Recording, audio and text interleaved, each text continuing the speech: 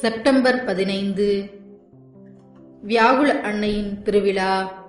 எபேருக்கு எழுதிய திருமுகத்திலிருந்து வாசகம்.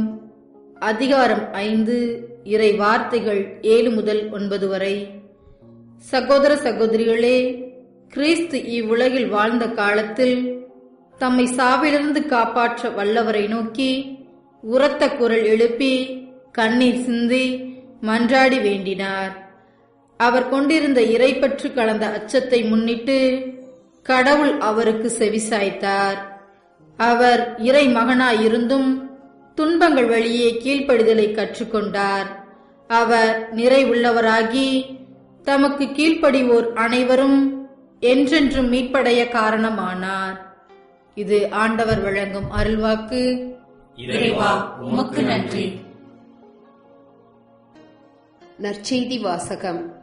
யோவான் எழுதிய நற்செய்தியிலிருந்து வாசகம். அதிகாரம் 19, வசனங்கள் 25 முதல் 27 வரை.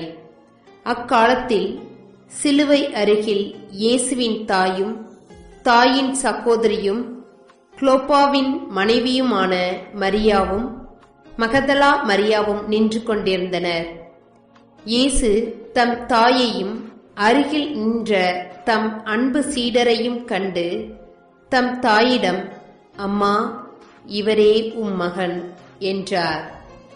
பின்னர் தம் சீடரிடம், இவரே உம் தாய் என்றார்.